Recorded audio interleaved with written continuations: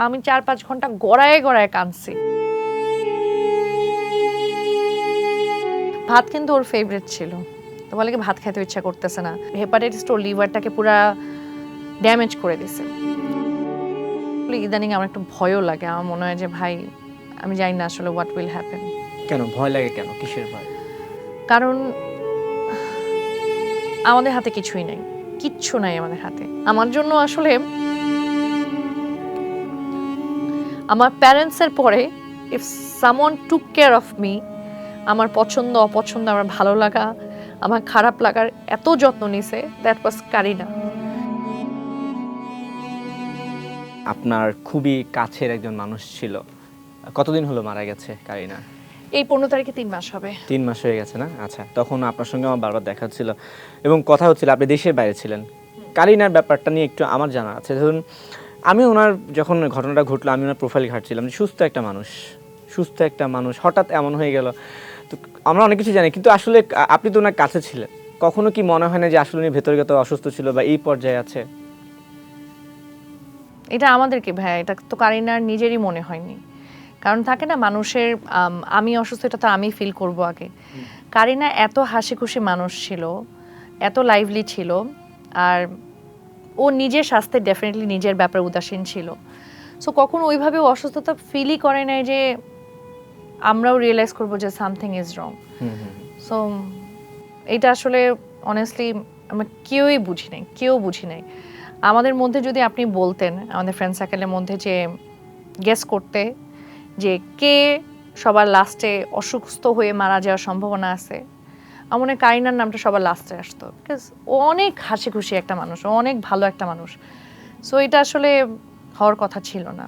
এমনিতে ওনার আসলে অসুস্থতাটা হয়েছিল কি ওনার, এবং সেটা কবে থেকে, বা আপনারা কি জানতেন যে একটু ছিল সমস্যা, এরকম কিছু জানতেন?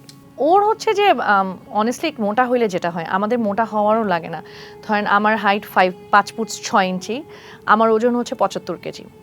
সো এটাকে আপনি ওভারওয়েট বলতে পারবেন না, কিন্তু আমি অত আন্ডারওয়েটও না। কারিনা ডেফিনেটলি ওভারওয়েট ছিল। সো আমারও ফ্যাটি লিভার, কারিনারও ফ্যাটি লিভার। এখন আপনি বাংলাদেশে চেক করলে কম বেশি সবারই ফ্যাটি লিভার ছিল। সো ওইরকম অসুস্থতা ওর ছিল না। আর ওর যেটা হয়েছে হেপাটাইটিসটা ধরা পড়ছে, বাট হেপাটাইটিসটা কবে কখন কিভাবে হয়েছে এটা আমাদের কোনো আইডিয়া নেই। মানুষজন অনেক কন্টেন্ট বানাইছে ফুচকা খেয়ে হয়েছে এসে, বাট কারিনা আসলে স্ট্রিট ফুড অত খাইতো না। ওইটা যদি হয় স্ট্রিট ফুড খাই বেশি কেউ, সেটা আমি খাই। অনেস্টলি বলতেছে আমি খাই। কারিনা এইসব ব্যাপারে অনেক চুজি ছিল, না এখানে খাবো না ওইটা খাবো না। কিন্তু কোথার থেকে যে ওর হেপাটাইটিসটা হলো, এবং এই হেপাটাইটিসটা ওর লিভারটাকে পুরা ড্যামেজ করে দিছে। আমার যেমন আমারও হেপাটাইটিস, সেটা হচ্ছে 2010-এ ধরা পড়ছে। আমার মার হেপাটাইটিস ছিল, পরে ডক্টর বললো যে টেস্ট করতে আমাদের ফ্যামিলি। সো আমারও হেপাটাইটিস ধরা পড়ছে, আমার হেপাটাইটিস ই। কিন্তু আজকে আমি তখন প্রথম আমি ডক্টর দেখাতাম, চেক করতাম। সো আমার আলহামদুলিল্লাহ আমাকে অত এফেক্ট করে নাই। কিন্তু কারিনারটা কখন যে এরকম হয়ে গেছে, এখন ডাক্তাররা আমাদেরকে বলছিল যে আপনাকে কিছুই ফিল করে না, বিকজ ওর লিভারটা পুরোটা ড্যামেজ। একটা মানুষের লিভার ড্যামেজ হওয়ার আগে তার বমি হয়, তার খাওয়া দাওয়ায় প্রবলেম হয়, তার ডাইজেশনের প্রবলেম হয়। এটা তো হচ্ছে একদম আপনার ইনিশিয়াল প্রাইমারি যে সিমটমগুলো থাকে। কারিনার কিছুই ছিল না, কিচ্ছু না। সো লিভারটা কবে ড্যামেজ হলো, কিভাবে হলো, এটা নিশ্চয়ই একদিনে হয় না, এগুলো তো বছর পর বছর হয়। কিন্তু একটা মানুষ এতগুলা বছরেও, ওর সাথে তো অনেক সময় আমি কাটাইছি। আমি অফিস থেকে বের হয়ে খুব কম দিনই আমি বাসায় ফেরত যেতাম, বিকজ আমি অলমোস্ট এভরি আদার ডে কারিনার সাথে দেখা করতাম, উইকেন্ডে কারিনার সাথে থাকতাম, আমরা একসাথে অনেক ট্রিপ দিছি। সো এত সময় কাটানোর পর আমি কিন্তু কখনোই দেখি না কারিনার খাওয়া দাওয়ার প্রবলেম, ডাইজেশনের প্রবলেম। আন্টি পর্যন্ত দেখে নাই, বিকজ এরকম কিছু ছিলই না। সো আমরা জানি না আসলে এইটা কেমন অদ্ভুত ব্যাপার ছিল। আপনি আসলে তো তখন দেশের বাইরে ছিলেন মনে হয় না? কোন দেশে ছিলেন? জর্জিয়াতে গেছিলাম। জর্জিয়াতে ছিলেন। তো ওনার সঙ্গে আপনার মানে কথা হয়েছিল লাস্ট কবে? সর্বশেষ কথা বা কি কথা হয়েছিল মনে আছে? 3 তারিখে। আমার মনে আছে। 3 তারিখে হচ্ছে ও আমাকে 1 তারিখে বলতেছিল যে ওর অনেক জ্বর কমতেছে না, অক্সিজেন স্যাচুরেট করতেছে। তো আমাকে হাতে অক্সিজেনের ওই মেশিনটার ছবি তুলে পাঠাইছে, দেখছে ডানা অক্সিজেন কমে যাওয়া। বলছে তুমি ডক্টরের কাছে যাবা না, এই না সেই না। তো বলছে আমারও জ্বর, রেজারও জ্বর। রেজা আর কারিনা ওরা হচ্ছে পার্টনার্স ছিল, ওরা একসাথে বিজনেস করতো, হাউস অফ কেউ আছে। তো ওদের অফিসে আরেকজন ছিল শাহরিয়ার ভাই। বলছে আমাদের অফিসেই মনে কিছু একটা হয়েছে, অফিসে 3 জনেরই জ্বর। আমি কি তোমাদের এসি থেকে প্রবলেম হয়েছে বা কিছু? তো পরে রেজা আমাকে বলছে ডানা গাইনার শরীরটা খুবই খারাপ, ওর জ্বর তো কমতেছে না, আমি তো উঠে গেছি, ওরে চল বাসায় গিয়ে জোর জবরদস্তি করে হসপিটালে নিয়ে যাই। আমি আচ্ছা ঠিক আছে চলো যাই। So that was the last day. আমি আর রেজা কারিনার বাসায় যাই। আমি কারিনাকে মানে আমি দেখলাম যে ওর বিছানায় বসে বসে ভাত খাচ্ছে। ওকে এত কিউট লাগে, একটা গুলটু একটা মেয়ে এরকম করে বসে বসে মনে হয় যে একটা পুতুল বসে আছে, ও ভাত খাচ্ছে। খাওয়ার পর আমি বলছি তুমি খাইতে পারতেছো? বলে কি না ভালো লাগতেছে না, ভাত খেতেও ইচ্ছা করতেছে না। ভাত কিন্তু ওর ফেভারিট ছিল, তো বলে কি ভাত খেতেও ইচ্ছা করতেছে না। পরে আমি রেজা ওকে বারবার বলছি চলো আমরা তোমাকে হসপিটাল নিয়ে যাই, বলে কি না হসপিটাল নোংরা লাগে, আমার ভালো লাগে না। সো এই কনভারসেশন হওয়ার পরেই আমি ওকে বলছি কারিনা তুমি কালকের দিনটা সময় নাও, যদি কালকেও ভালো না হয় আমরা তোমার কথা শুনতেছি না, জোর করে তোমাকে হসপিটাল নিয়ে যাব। সো এটা বলেই ওই দিন রাতে ওর বাসা থেকে বের হয়েছি। এটাই ওর সাথে আমার আসলে শেষ কথা, সামনাসামনি কথা। আর কখন শুনলেন যা বা মানে ওনার এই ঘটনাটা কথা যে কারিনা নেই? এটা 15 তারিখ রাতে, অলমোস্ট 16 তারিখ হয়ে গেছে। ওরা তখন ইন্ডিয়াতে, আন্টি মস্তু সোনু ওর 2 ভাই আর আন্টি ইন্ডিয়াতে ছিল। তো আমাকে ফার্স্টে রেজা ফোন দিছে, বিকজ রেজাকে ওর একটা ভাই জানাইছে। আমরা তার কয়েক ঘন্টা আগে থেকে জানতেছিলাম যে প্রবাবলি শি ইজ মানে যে এইটাই ওর শেষ সময়, এর বেশি সময় ওর নাই। তো আমার কাছে মনে হয় যে আমরা তো জীবনে আসলে অনেক কিছুর জন্য ওয়েট করি যে এটা হবে সেটা হবে ওইটা হবে। আমার মনে এর থেকে কঠিন অপেক্ষার কিছু নাই যে আমি ওয়েট করতেছি যে আমার বান্ধবীটা যে চলে যাচ্ছে দুনিয়া থেকে, এটা নিউজ আসবে। এটা অনেক অনেক অনেক হার্টফুল। আর অনেস্টলি ভাই আমার কারিনার ডেথ আমাকে অনেকভাবে ভেঙে দিয়ে গেছে। এইটা কীভাবে ভাঙছে এটাও আমি আসলে বলবো। তো আমার খুব কাছের কাউকে আমি আসলে হারাই নাই এখনো, আলহামদুলিল্লাহ। আমার বাবা মা সুস্থ, আমার বড় বউ বড় মা সুস্থ, আমার ভাই বোন। সো আমার অত কাছের, আমার 2020 সালে আমার একটা ফ্রেন্ড মারা যায় ক্যান্সারে, ওর ব্রেন টিউমার ছিল রিয়াদে। ওই টাইমটাতে আমার একটা ধাক্কা লাগে, বাট রিয়াদের সাথে অনেক বছরের যোগাযোগ, কিন্তু আসলে রেগুলার তো দেখা সাক্ষাৎ হইতো না। সো একটু তাও নিজেকে বুঝে নিয়েছিলাম। বাট কারিনার ডেথটা আসলে আমার কাছে মনে হয়েছে আমার লাইফের সবচেয়ে বড় টার্নিং পয়েন্ট। আমার লাইফে এত বড় চেঞ্জ, এত বড় ধাক্কা আমি মনে হয় কোথাও আর খাই নাই। সেই জন্য আমার আসলে ইদানিং আমার একটু ভয়ও লাগে। আমার মনে হয় যে ভাই আমি জানি না আসলে হোয়াট উইল হ্যাপেন। কেন ভয় লাগে? কেন, কিসের ভয়? কারণ আমাদের হাতে কিছুই নাই, কিচ্ছু নাই আমাদের হাতে। কারিনা চলে যাবে এটা প্রবাবলি সবচেয়ে লিস্ট পসিবল থিং ছিল টু আস। মানে এটা তো আমরা কখনো কল্পনা করি। আমরা কল্পনা কি করতাম যে কখনো হয়তো বা কারিনা ওর মাস্টার্স করতে দেশে বাইরে চলে যাবে, কখনো আমি পিএইচডি করতে চলে যাব, কখনো আমরা হয়তো বা আমাদের ফ্যামিলি নিয়ে সবাই বিজি হয়ে যাব, আমরা এক একজন এক এক দেশে থাকবো, আমাদের দেখা হবে না, but we will be connected. কিন্তু এরকমভাবে যে দেখা হবে না, এটা যে নাই হয়ে যাবে, এটা আসলে মানে এক্সপেক্টেড ছিল না। তো আমার এখন ভয় লাগে। আমার মনে হয় যে মানে if this can happen, anything can happen. ধরুন 3 মাস তো হয়ে গেল বললেন যে প্রায়, তো এখন এবং আমি যদি ভুল না করি আপনার খুব কাছের মানুষ, ক্লোজ বান্ধবী বন্ধু যাই বলে আপনি একসাথে ঘুরতেন, কারিনা কোন জিনিসটা সবচেয়ে বেশি মিস করেন এই মুহূর্তে এসে যদি বলি? আমি আসলে, আমাকে সবাই একটা কথা বলতো যে ডানা কখনোই মন খারাপ করে থাকে না, ও অনেক লাইভলি, হাসি খুশি, এই সেই। তো আমি আসলে ওর সাথে তো আমার 6টা বছর ধরে ফ্রেন্ডশিপ। গত 6 বছর আমার আসলে কখনোই আমার মন খারাপ কয়েক ঘন্টার বেশি টিকে নাই। কারণ আমি জানতাম আমার মন খারাপ হইলে আমি কারিনাকে ফোন দিতাম, দেখা করতাম। সো কারিনা থাকাতে আমার মনটা কখনোই বেশিক্ষণ খারাপ থাকতো না। মানে অনেস্টলি গত 3টা মাসে আমি বলতে পারবো না মানে আমি কয়েক ঘন্টা আসলে মন ভালো ছিল আমার, বিকজ আমার মনটা আর ভালো থাকে না। আমি আসলে অনেক কিছুতে পারপাসলেস হয়ে গেছে, আমার অনেক খারাপ লাগে। এখন মানুষ বাবা মা হারায়, পার্টনার হারায়, অনেক কিছু হারায়। আমি আসলে বুঝি নাই যে কারিনার চলে যাওয়াটা আমাকে এমনভাবে এফেক্ট করবে, এটা আমি কখনোই ফিল করতে পারি নাই। আমি এখন ফিল করি। সো অবশ্যই আমি অনেক মিস করি এই জিনিসটা। আরেকটা জিনিস মিস করি যে আমি একটা মানুষ, আমি আমার বার্থডে নিয়ে অনেক এক্সাইটেড থাকি। সো আমি ছোট থেকে আমার প্রতিবার আমার বার্থডেতে কিছু না কিছু করি। গত 5টা বছর আমি আমার বার্থডেতে কোনো প্ল্যান করি নাই, বিকজ আমার বার্থডে সবগুলো প্ল্যান করছিল কারিনা। সো আমার বার্থডে সেপ্টেম্বরে আসতেছে, তো আমাকে ওই দিন আমার ভাই বলতেছে যে তুই তাহলে এবার বার্থডেতে কী করবি। তো আই ওয়াজ ভেরি ক্লুলেস, কারণ আমার সব বার্থডে প্ল্যান তো কাইনা করতো, গত 5টা বছর তো ও ছিল। তাহলে আমি এবার কী করব, আমি তো সবসময় আমার জন্য আমি কী করব। আমি জাস্ট আমার ভাইকে বলছি আমি এবার বার্থডেতে আমার কারোর সাথে কাটাতে চাই না, আমি হয়তো বা ফোন বন্ধ করে আমি কোথাও চলে যাব, বিকজ আমি প্রেশারটা নিতে পারতেছি না যে ও নাই। সো আমি অনেক মানে মিস করার একটা পরিমাণ থাকে ওকে, আসলে আমরা এত মিস করি সবাই, কারণ এত সময় কাটাইছে আর ও এত ভালো একটা মানুষ। সো আসলে আই উইশ আমার যদি কখনো বাচ্চা কাচ্চা হইতো, আমি মানে this is my bad luck যে আমি ওদেরকে আমার সবচেয়ে প্রিয় বান্ধবীটাকে দেখাইতে পারি নাই আর কি। এটাই আসলে অনেক বড় একটা আফসোস। কিন্তু ধরুন একটা মানুষের কাছের বন্ধু বা বান্ধব হয় কখন, নিশ্চয়ই কোনো কারণ ছিল। 6 বছরের পরিচয়, আমি একটু ছোট করে জানতে চাই যে ধরুন কারিনার সঙ্গে আপনার পরিচয় হলোই কিভাবে, আর কখন আসলে কিভাবে আপনাদের মধ্যে এই বন্ডিংটা হলো? আমাদের পরিচয় হয়েছে কোভিডের টাইমে আমরা একটা ওটিটির কাজ করতেছিলাম। হ্যাঁ, আমি তখন মাত্র ইউকে থেকে মাস্টার্স করে ব্যাক করলাম। তারপর একটা আমার চাকরি বাকরিতে তখনও ঢুকি নাই, তখন কারিনার সাথে একটা প্রজেক্টের থ্রুতে পরিচয় হয়েছে। অ্যান্ড থাকে না, প্রথম 5 মিনিটে আমি কারিনার কন্টেন্ট দেখতাম, কারিনা আমার কন্টেন্ট দেখতো। তো দেখা হওয়ার পরে আমরা তখন বলতেছিলাম যে এই আমার তোমার কন্টেন্ট অনেক ভালো লাগে। দেন আমরা দেখলাম যে আমরা আসলে ব্যাচমেট, আমাদের ফ্রেন্ড সার্কেল অনেক কমন, আমাদের অনেক কমন সার্কেল আছে আমাদের। আমার মনে হয় যে আমরা পছন্দ করি সেম জিনিসের থেকে বড় ব্যাপার হচ্ছে আমরা হেট করি সেম জিনিস, আমাদের অপছন্দের লিস্ট সেম ছিল। তো একসাথে কথা বলতে বলতে we became very close friends. আর ওর সাথে ভালো ব্যাপার আমার জেলিন যেটা হয়েছে, আমি অনেক লাইভলি, আর আমার হচ্ছে একটা সার্কেলে আমি অনেক পক করি, আমি নাচি, আমি গাই, আমি লাভ মানে একটা জোক করতেছি।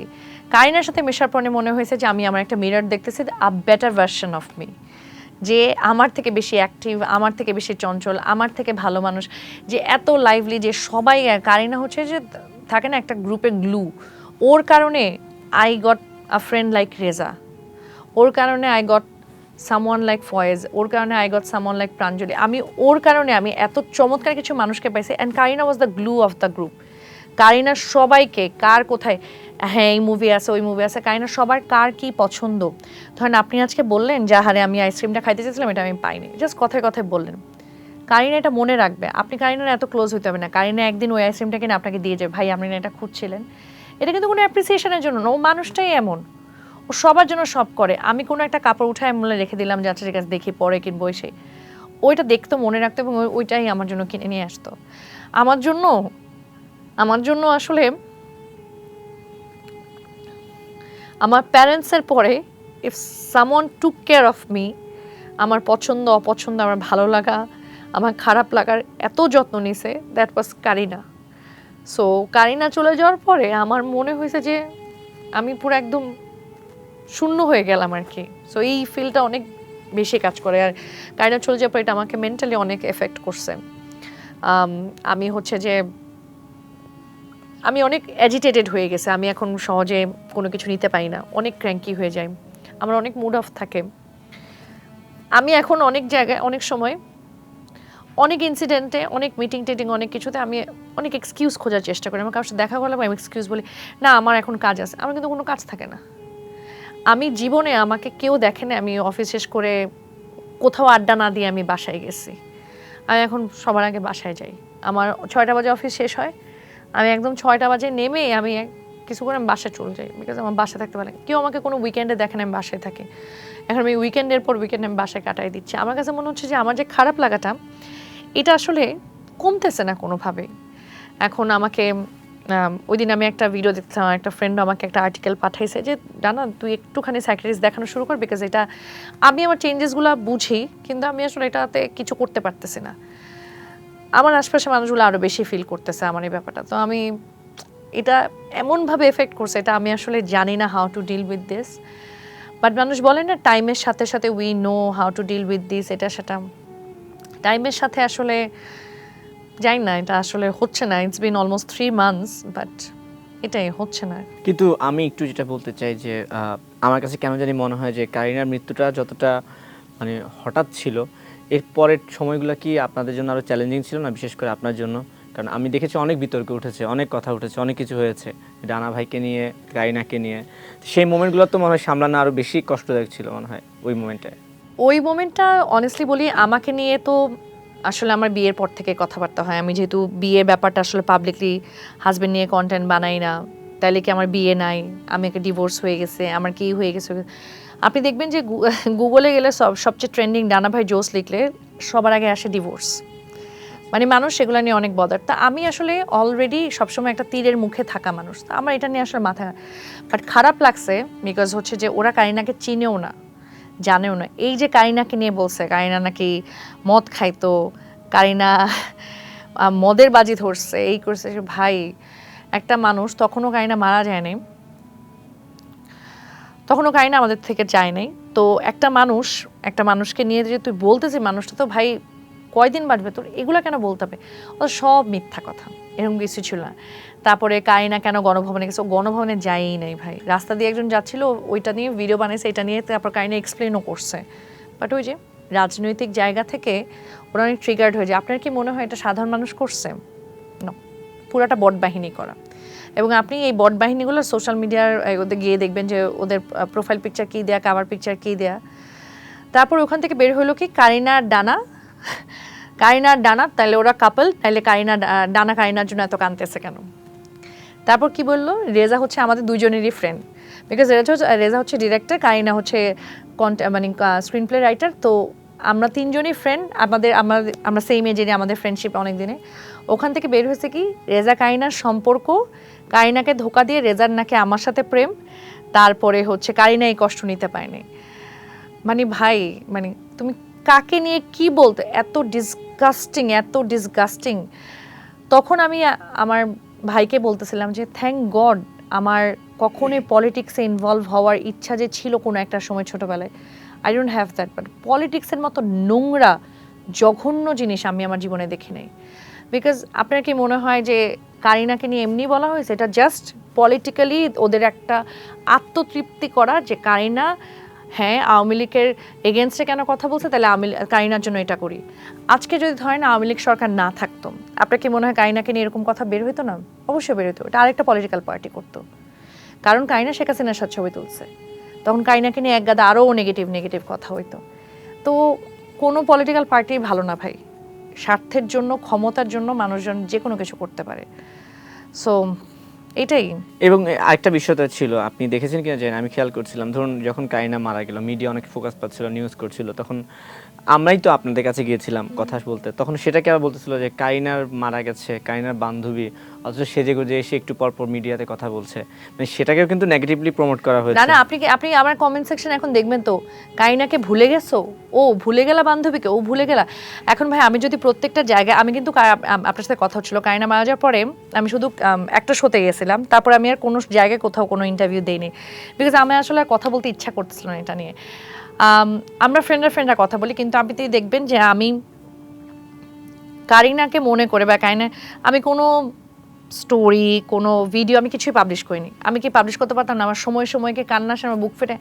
আমি তো এই শুক্রবারও আমি 4-5 ঘন্টা আমার বাসায়, আমার ভাই ছিল না, আমার মাও দেশে বাইরে চলে গেছে, আমি একদম একা ছিলাম। আমি 4-5 ঘন্টা গড়ায় কাঁদছি। আমার বুকটা ফেটে যাচ্ছিল যে কেন এটা হইলো, কেন কি হইলো, মানে আমি অনেক প্রেশার আমি নিতে পারতেছিলাম না। সো আমি কি তখন পারতাম না একটা কন্টেন্ট বানাইতে, বা ধরেন আমার খারাপ লাগা থেকে আমি একটা কথা, আই মেক শিওর যে আমি আসলে এই স্যাডনেসগুলো আসলে সোশ্যাল মিডিয়াতে দেখাইতে চাই না। আমার খারাপ লাগা, আমার বান্ধবীর ব্যাপারটা আমার কাছে থাকুক।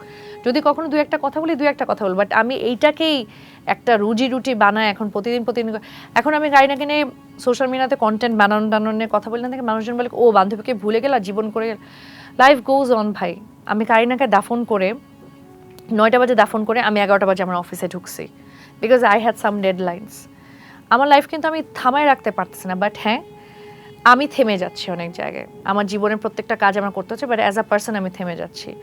সো মানুষজন এরকম কমেন্ট এখন অনেক বেশি থাকে। আপনি জাস্ট আমার কমেন্ট সেকশন, আপনি এই ভিডিওটা পাবলিশ করেন, এটা নিচে কমেন্ট করবে ও বান্ধবীকে ভুলে গেলা, আবার নাইলে বলবে কি ও এখন বান্ধবীকে নিয়ে ভিউ ব্যবসা করতে আসলা। তো আপনি কাকে খুশি করবেন? সবসময় তারা অসন্তুষ্ট।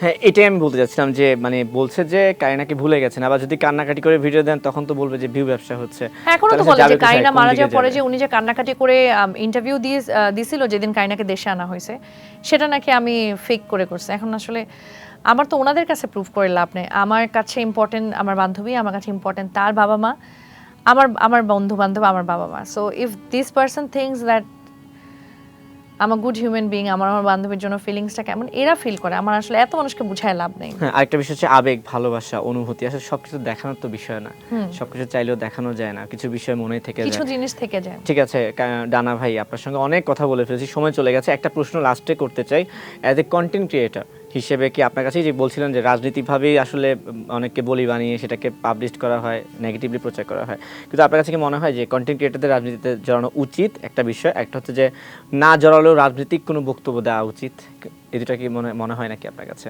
ইটস এ ডেঞ্জারাস কল, এটা ভাই সুইসাইডাল কল লাগে আমার কাছে। আম, আমি ছোটবেলায় ভাবতাম যে আমি পলিটিক্সে যাবো, বিকজ আমার কাছে মনে হচ্ছে আমি অনেক অনেক ভালো ভালো কাজ করব, কিন্তু অনেস্টলি আপনি কাদা থেকে ময়লা তুলবেন, সেখানে আপনি গায়ে কাদা মাখবেন না, সেটা হয় না। So you can not say everything is fair, এখানে ডেফিনেটলি অনেক কিছু থাকে।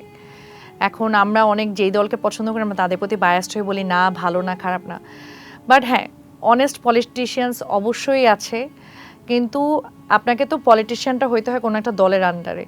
সো আপনি যখন ওই দলটা খারাপ করে আপনি কিন্তু ওই দলের এগেনস্টে যেতে পারেন না, তখন আপনাকে সেপারেট হয়ে যেতে হয়, তখন আপনি আর ক্ষমতায় আসবেন না যদি আপনি সেপারেট হয়ে যান। সো অনেক সময় আপনি ভালো হইলেও অনেক কিছুর জন্য আপনাকে ওই অন্যায়টা মেনে নিতে হয়। সো কন্টেন্ট ক্রিয়েটার থেকে আসলে আমি জানি না, আমার মাঝে মধ্যে মনে হয় যে কন্টেন্ট ক্রিয়েটার, এন্টারটেইনার, তারপরে ক্রিকেটার, এদেরকে আসলে হ্যাঁ এদেরকে আসলে না আসলেই ভালো, এদেরকে আসলে মানুষ ভালোবাসে, এমনিতেই ভালোবাসে। পলিটিক্সের মতো জায়গায় আসলে না আসাটাই ভালো, আসলেও it's a very risky call. আপনি কতদিন ভালো থাকতে পারবেন আই রিয়েলি ডোন্ট নো। মানে আপনি রাজনীতি না করলে আপনি সবার প্রিয় পাত্র, যখনই রাজনীতিতে জড়াবেন তখন কিন্তু একটা দলের প্রিয় আর একটা দলের অপ্রিয় কেন হয়ে আপনি যাবেন। আসাদুজ্জামান নূরের কথা বলেন না কেন? আসাদুজ্জামান নূর কিন্তু আমার অনেক পছন্দের পার্সোনালিটি, বিকজ আমরা বড়ই হয়েছে ওনাকে দেখে। হি ওয়াজ আ অ্যামেজিং পার্সোনালিটি, অ্যামেজিং। ওনার চলাকালীন টাইমে উনি অনেক সংস্কৃতি নিয়ে অনেক কাজ করছেন, এই করছে। এখন দল পরিবর্তনের কারণে এখন আসাদুজ্জামান নূরকে আটকায় রাখা হয়েছে না, আপনি কিন্তু এখন সেটা বিচার করা হচ্ছে না উনি কত ভালো, উনি আমি বাকিদেরটা জানি না, আসাদুজ্জামান নূরেরও হয়তো এত কিছু জানি না, কিন্তু আমি কিন্তু ওনাকে পছন্দ করি because amazing actor, owner personality অন্যরকম। সো দেখেন এখন কি হলো না, পরিণতিটা এত নোংরা হলো। আমাদের পরিণতি যদি সবসময় এরকম নোংরা হয়, কার আর ভাল লাগবে পলিটিক্সে যাওয়ার জন্য? ঠিক আছে, অনেক কথা বলেছি, অনেক সময় চলে গেছে। আপনাকে 5-6টা প্রশ্ন করব, ঝটপট প্রশ্ন করব, পরপর উত্তর দিবেন, তারপর আজকে বিদায় নিচ্ছি। ঠিক আছে, আপনি সবচেয়ে বেশি ভয় পান কাকে? আমার মাকে। আপনার মাকে। সবচেয়ে বেশি বিশ্বাস করেন কাকে? আমার ছোট ভাইকে। জীবনের সবচেয়ে বড় ভুল?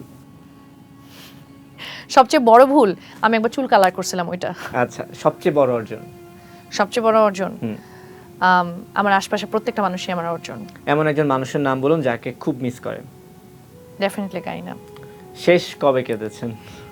এই যে মাত্র। আমি সেই জন্যই আমি অনেক কাঁদি। শেষ কবে? আচ্ছা ঠিক আছে, এমন কোনো কথা আছে কিনা যেটা কাউকে কখনো বলতে পারেননি? না না না, আমি অনেক এক্সপ্রেসিভ, আমি সব কথা বলে ফেলি। আচ্ছা, নিজের কোন দিকটা মানুষ জানে না? মানে ডানা ভাইয়ের কোন বিষয়টা? আমার কোন দিকটা? হ্যাঁ, আমার মনে হয় আমার মানে অনলাইনে দেখলে আসলে মানুষ বুঝে না যে অ্যাজ আ পারসন আমি অনেক সফট হার্টেড। আচ্ছা, যদি নতুন করে জীবন শুরু করতে পারতেন তাহলে কোন জিনিসটা বদলাতেন? কোন জিনিসটা বদলাতাম? হ্যাঁ, আমি আমি চাইতাম যে এমন কিছু করতে যাতে আমার বয়সটা না বাড়ে, আমি যাতে ইউনিভার্সিটিতে থাকি, ওই জীবনটা আমার বেশি ভালো। সবসময় উড়নচণ্ডী, শুধু ঘোরাঘুরি চলবে, তাই না? এত আমার এত রেসপন্সিবিলিটি ভালো লাগে না, আমি অনেক বিরক্ত লাগে মাঝে মধ্যে। আচ্ছা, শেষ প্রশ্ন, ডানা ভাইকে যদি এক বাক্যে সংজ্ঞায়িত করতে বলি তাহলে কি বলবে নিজের ব্যাপারে? পানি। পানি মানে আপনি পানির মতন স্বচ্ছ, পানি যেদিকে যায় আপনি সেদিকে যান, এরকম কিছু? আমাকে অনেক ধরনের ব্যাপার আসে না, তো। আমাকে হচ্ছে আমি পানি যাকে আপনি যে পাত্রে রাখবেন সেই পাত্রই হবে, পানিকে আপনি যেটার প্রতিফলন দেখাবেন সেই রংটাই দেখাবে। সো আমি পানি আসলে। ঠিক আছে ডানা ভাই, অনেক আড্ডা দিলাম। শেষমেশ বলতে চাই, অনেক মানুষ ভালোবাসে ডানা ভাইকে, পছন্দ করে। ওই যে বলছিলেন না যে যখন কমেন্টস করে বলে যে আপনার চোখের মাধ্যমে দুনিয়া দেখছি, ভালো লাগছে। আবার অনেকে হেট করে, যেটা আপনি চ্যালেঞ্জ ফেস করে এত দূর এসেছেন। সবার উদ্দেশ্যে যদি কিছু বলার থাকে ক্যামেরার দিকে বলে ফেলুন। সবার উদ্দেশ্যে আমি সবসময় একটা কথাই বলি যে আমরা আসলে চাইলে মানুষের পছন্দের পাত্র হতে পারবো না, চাইলে জীবনটাকে বদলাতে পারবো না, বাট আমরা চাইলে নিজেকে ভালোবাসতে পারি। সো এই জন্য আমি সবসময় বলি যে আপনি যাই করেন আর না করেন নিজেকে অনেক অনেক অনেক ভালোবাসবেন, কারণ আপনি আপনার নিজেকে ভালো না বাসলে আপনাকে কেউ ভালোবাসবেন না। আপনি দেখবেন যে আপনি যখন নিজেকে ভালোবাসবেন, হ্যাপি থাকবেন, তখনই মানুষজন আপনাকে বেশি পছন্দ করবে। আজকে আমাদের এই আড্ডায় এসে কেমন লেগেছে? তানভীর ভাই, আমার খুব ভালো লাগছে। আপনি যে ইররিলেভেন্ট কোয়েশ্চেন করেন না, এটার জন্য থ্যাংক ইউ। আচ্ছা ঠিক ড্রেসের আছে, দাম কত, মান্থলি ইনকাম কত, থ্যাংক ইউ সো মাচ। আচ্ছা ঠিক আছে, আপনাকে অসংখ্য ধন্যবাদ। আমার আসলে অনেক ভালো লেগেছে, আমি এইভাবে আড্ডা দিতে পছন্দ করি। ভালো থাকবেন, আবার কথা হবে ইনশাআল্লাহ। Thank you so much, ঠিক আছে দর্শক, আড্ডা দিচ্ছিলাম ডানা ভাই জোসের সঙ্গে, কথা বলছিলাম, অনেক মজা হচ্ছে, আড্ডা হচ্ছিল, কিছু আবেগ অনুভূতি ভালোবাসার কথাও প্রকাশ পেয়েছে। আশা করি ভালো লেগেছে। যে যেখানে থাকবেন ভালো থাকবেন, সময় টেলিভিশনের সঙ্গে থাকবেন।